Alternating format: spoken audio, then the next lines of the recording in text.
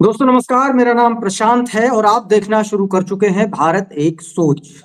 उत्तर प्रदेश से लेकर के देश के हर कोने में, हर मंदिर के नीचे मस्जिद खोदी खोदी जा रही है, खोजी जा रही है। ये इस तरीके के दावे किए जा रहे हैं तमाम सारी जगहों पर। संभल को देख लीजिए, अजमेर शरीफ की बात कर लीजिए, जौनपुर की बात कर लीजिए, तमाम सारे ऐसे इलाके हैं। एक पूरा का पूरा एक सिलसिला चल निकला है कि किसी भी मंदिर के नीचे अब मस्जिद खोजी जाए। कोई भी सर्वे की मांग कराने को लेकर के कोर्ट में याचिका दाखिल कर दे रहा है। हालांकि सुप्रीम कोर्ट ने कह दिया है कि अब इस तरीके की कोई भी याचिका निचली अदालतें नहीं स्वीकार करेंगी। इस बीच एक ऐसा बयान जो चर्चा में है, जिसके बाद से ना सिर्फ भारतीय जनता पार्टी बल्कि समाजवादी पार्टी के भी उस दावे को पुख्ता कर रहा है। जो बयान आया है वो आया तो भारतीय जनता पार्टी की तरफ से है, लेकिन जो दावा है, जो जिस तरीके के बयान समाजवादी पार्टी देती चली आई है, उससे कहीं ना कहीं मेल खाता हुआ है। मैं बात कर रहा हूं आरएसएस प्रमुख मोहन भागवत की।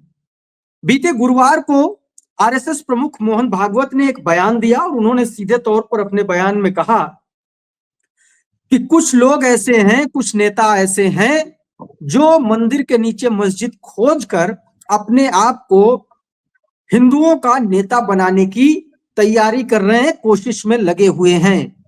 आज उसी बयान के निहितार्थ समझने की कोशिश करेंगे, और निहितार्थ समझना इसलिए भी बहुत ज्यादा जरूरी है क्योंकि 27 का चुनाव मुहाने पर है।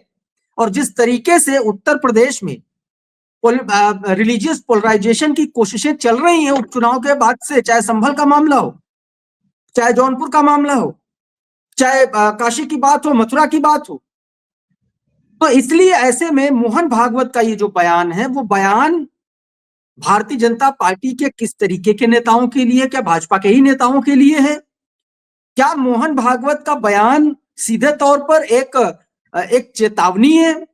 क्या वो सारी बातें, वो सारे किस्से, वो सारी कहानियां कि मुख्यमंत्री, उत्तर प्रदेश के मुख्यमंत्री से आरएसएस की बहुत ज्यादा अच्छी बनती है, और ऐसे बीच में उन कहानियों का ऐसे बयान के जरिए ये बयान देना, तो क्या कहीं ये खंडन तो नहीं है कि आरएसएस से मुख्यमंत्री की बहुत अच्छा बनता? सारे पहलुओं पर समझने की कोशिश करेंगे।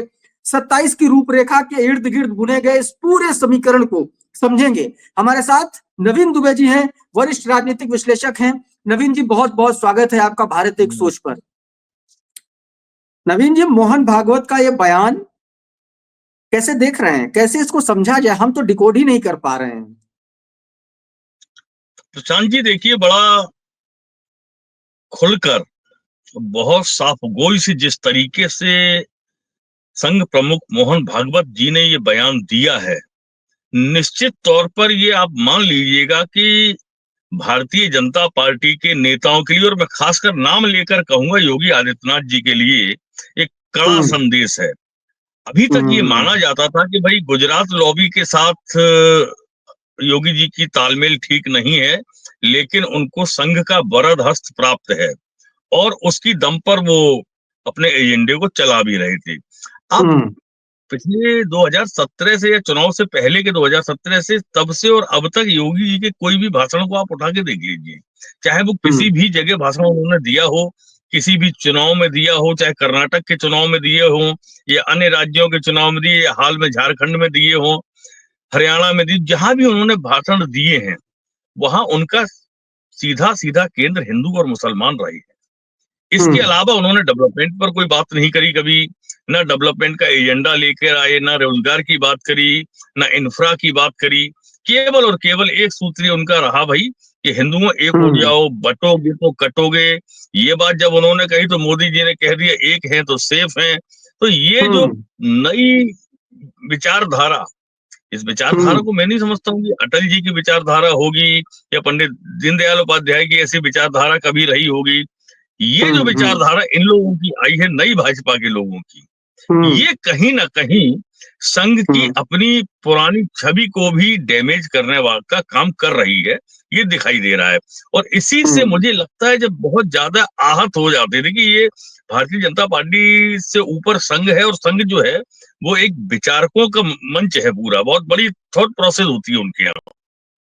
वो लोग अमूमन कोई बयान देते नहीं है, पब्लिक डोमेन में बहुत कम बोलते हैं, लेकिन जब बोलते हैं तो बहुत आप निरीक्षण करके, चीजों को स्टडी करके तब बोलते हैं। उन्होंने जब संघ प्रमुख को ये महसूस हो गया कि इस देश के अंदर इस तरीके की चीजें अगर आप करोगे तो कहीं ना कहीं इस देश की एकता और अखंडता के लिए एक बड़ा खतरा हो जाएगा। और हमने, आपको याद भी दिलाऊंगा प्रशांत जी, कि हम लोगों ने पहले भी डिबेटें जब करी है तो मैं हमेशा ये बात कहता रहा हूँ कि जिन नफरतों के दायरों को आप इतना बड़ा करते चले जा रहे हो, उसे पाटने में हमारे देश की कई पीढ़ियां खप जाएंगी और वो खत्म आसानी से होने वाली नहीं है।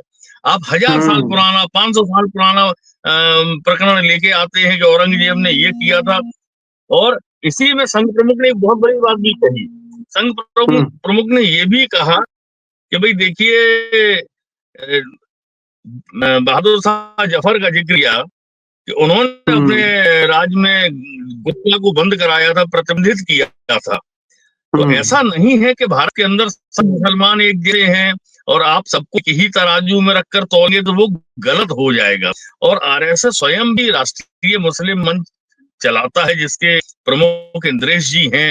तो मुझे लगता है कि संघ ने जो ये बयान किया, और स्वागत, चाहे समाजवादी पार्टी के नेता हो, बसपा के नेता हो, कांग्रेस के नेता हो, या मुस्लिम लीग नेता हो, मुस्लिम समाज के नेता हो, तमाम लोगों का स्वागत किया और ये एक्सेप्ट किया कि नहीं, वास्तव में बहुत अच्छी बात मोहन भागवत जी ने कही है।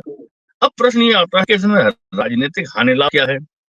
भारतीय जनता पार्टी की राजनीति की बुनियाद पिछले 2014 से और 2024 तक, 24 में 4-5 दिन बचे हैं, 10 दिन की बात है।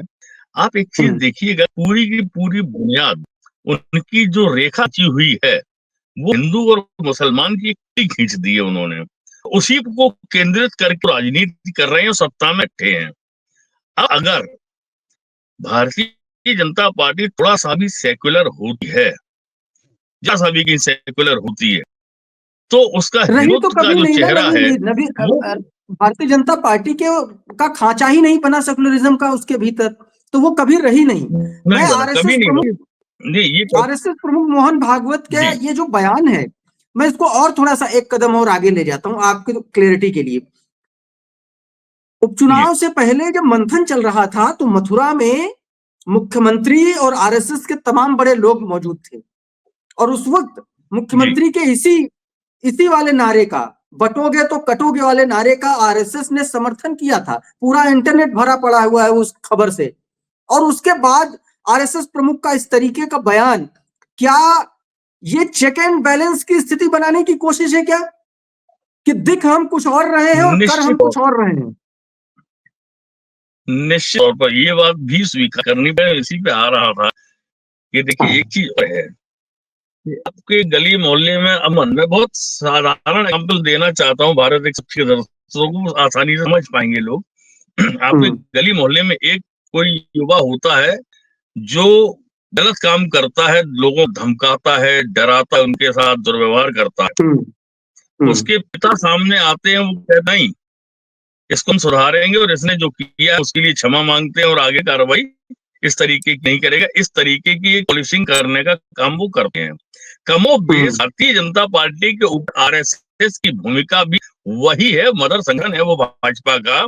तो निश्चित तौर पर इसको इस तरीके से देख सकते हैं कि लोकसभा चुनावों में जिस तरीके के परिणाम सामने आए हैं, भारतीय जनता पार्टी से बुद्धिजीवी वर्ग और दूसरा वर्ग जो होता है वो मिडिल क्लास अपनी पॉकेट को देख रहा है, महंगाई को देख रहा है, बेरोजगारी को देख रहा है, उसे अपना नहीं दे रहा है, ये सच्चाई है। तो ऐसी स्थिति में जो डैमेज हुआ 240 पर आकर भारतीय जनता पार्टी सिमट गई, जो बड़े बड़े दावे कर रही थी अपने ऊपर सरकार बनाने। तो अब स्थिति क्या हो गई, इस डैमेज को कंट्रोल कैसे किया जाए, क्योंकि ये लीकेज हुई है, आने वाले टाइम में और लीकेज बढ़ेगी। झारखंड के चुनाव का रिजल्ट आया, झारखंड ने बिल्कुल सुपड़ा साफ दिया, भारतीय जनता पार्टी को वहां एक्सेप्टेंस नहीं मिली। बंगाल के अंदर आप देखें तो भाजपा को कोई एक्सेप्टेंस नहीं मिली। हरियाणा का चुनाव आप किस तरीके से जीते हैं, मैं वास्तव में आज भी बहुत जिम्मेदारी के साथ, मैंने हरियाणा चुनाव को बहुत से देखा था, वहां जाके लोगों को मिला भी था, वहां के लोगों से क्षेत्रों में जाके। तो वास्तविकता वहां की ये थी कि वहां जो चुनाव भारतीय जनता पार्टी जीती है वो कांग्रेस अपने आंतरिक की वजह से भाजपा निकाल के गई ये चुनाव। भारतीय जनता पार्टी को अगर कोई क्रेडिट देने वाली बात तो मुझे उसमें कुछ लगता नहीं है। अगर हम अब घर को कमजोर कर रहे हैं तो दूसरा लेगा, और वो वहां पे हुड्डा वर्सेस शैलजा जो चला उसका नुकसान हुआ कांग्रेस को, और भारतीय जनता पार्टी को उसका बड़ा लाभ मिला है, ये और स्वीकार करना पड़ा। तो मुझे अखिलेश को साथ नहीं लेना भी एक बड़ा सेटबैक था कांग्रेस पार्टी के लिए वहां पर। अगर अखिलेश, क्योंकि जो अहीरवाल रीजन है हरियाणा का, उसमें उस वक्त ये बात चली थी कि अहीरवाल रीजन में भारतीय जनता पार्टी ने कांग्रेस को एकदम साफ कर दिया। अगर वहीं पर अखिलेश यादव को 1 या 2 सीट मिल जाती तो एक अलग नैरेटिव बनता वहां पे।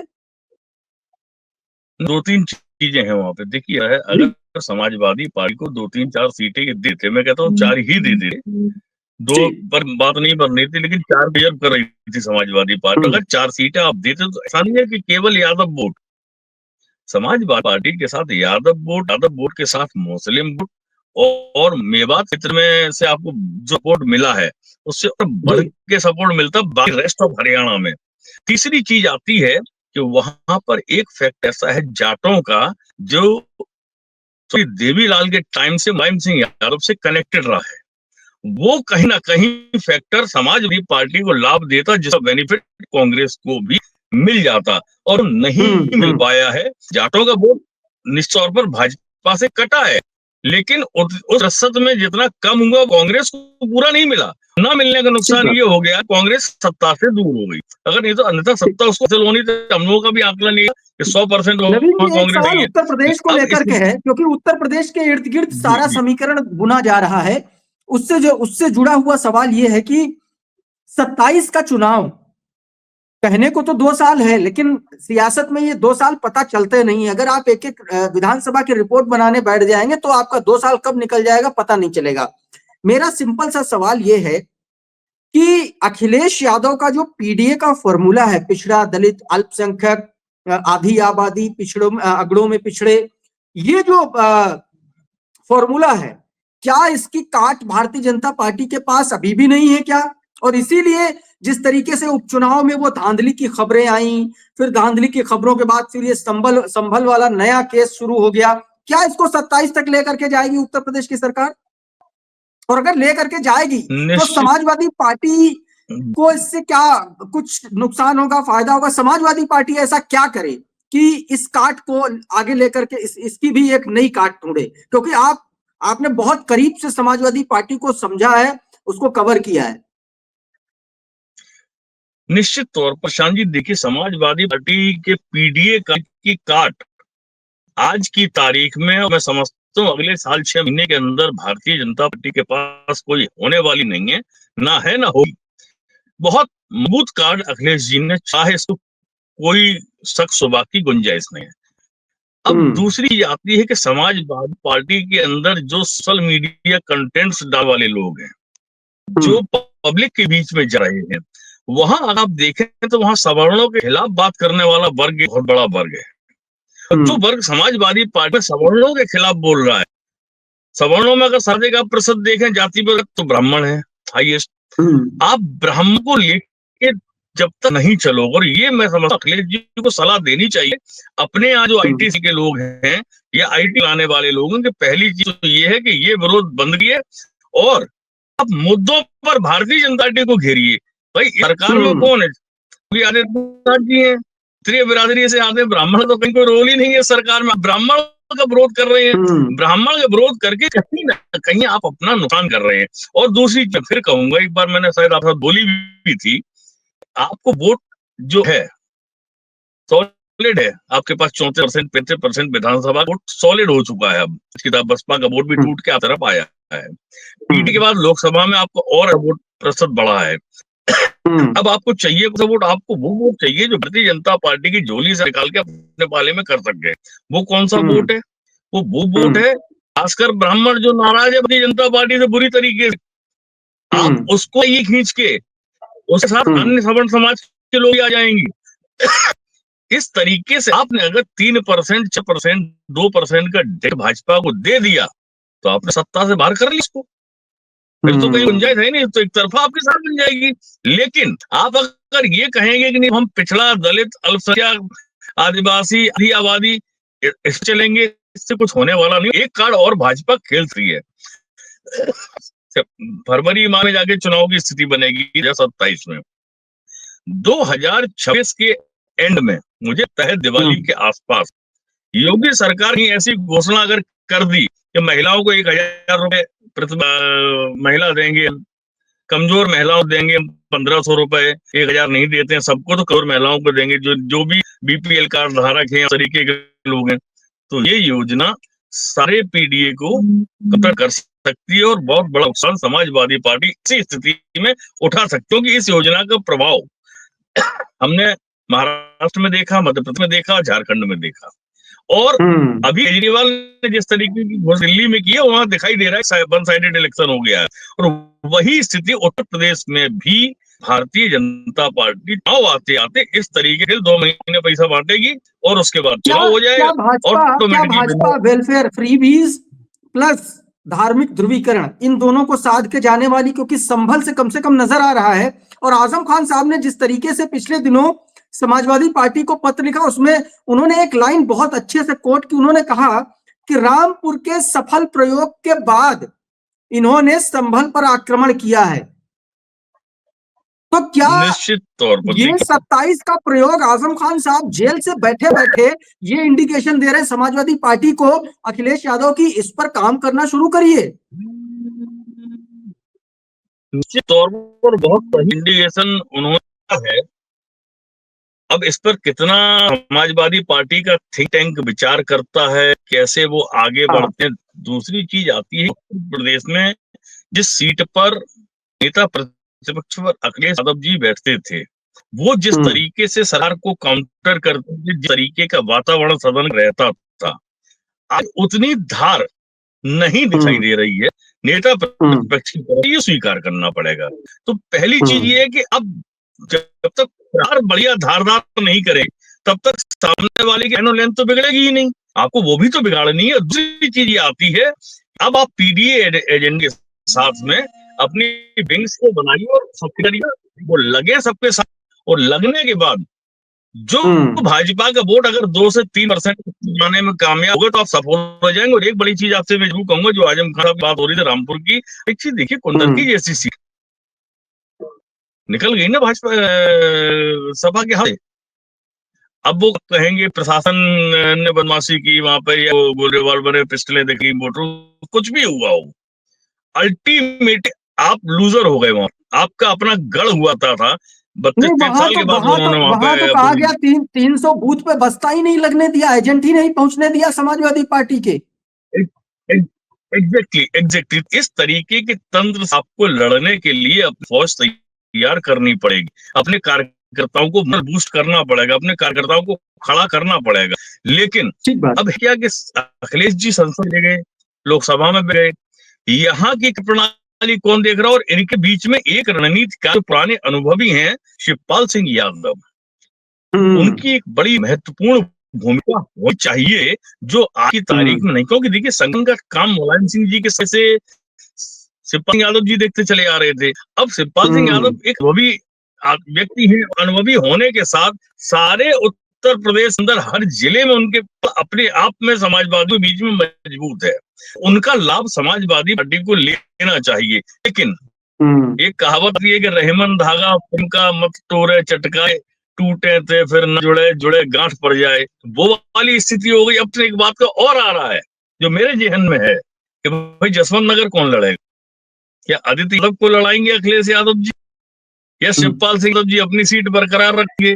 तो ये भी एक भविष्य गर्त में प्रश्न है। तो पहली चीज क्या है कि आप अपने घर में सबको इंटैक्ट करें खुले दिल से और रणनीति बनाइए।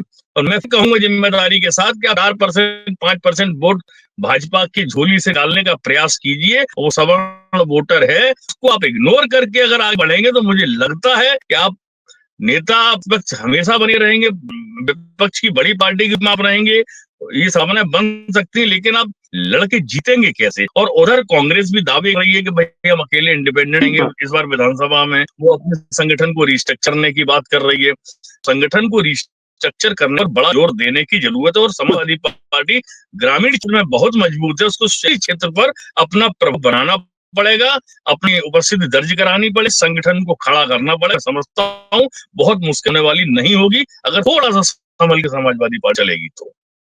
ठीक बात है। तो कुल मिलाकर के आरएसएस प्रमुख मोहन भागवत का ये बयान और उस पर समाजवादी पार्टी की स्ट्रेटेजी, पीडीए वर्सेस बटोगे तो कटोगे का ये जो पूरा इकोसिस्टम एक बना जा रहा है, ये 2027 में किस तरीके से इंपैक्ट करेगा पॉलिटिकल, खास तौर पर वोटिंग पैटर्न को लेकर के, ये भी देखना होगा। लेकिन आरएसएस प्रमुख मोहन भागवत ने अपने इस बयान के बाद से तमाम सारे उन हिंदू हृदय सम्राटों को एक तरीके से चेतावनी भरे लहजे में ये बताने की कोशिश तो जरूर की है कि सुधर जाइए, हर मस्जिद के नीचे जो है मंदिर ना खोजिए। ये भी उन्होंने एक तरीके से बिटवीन द लाइंस कहने की कोशिश की है।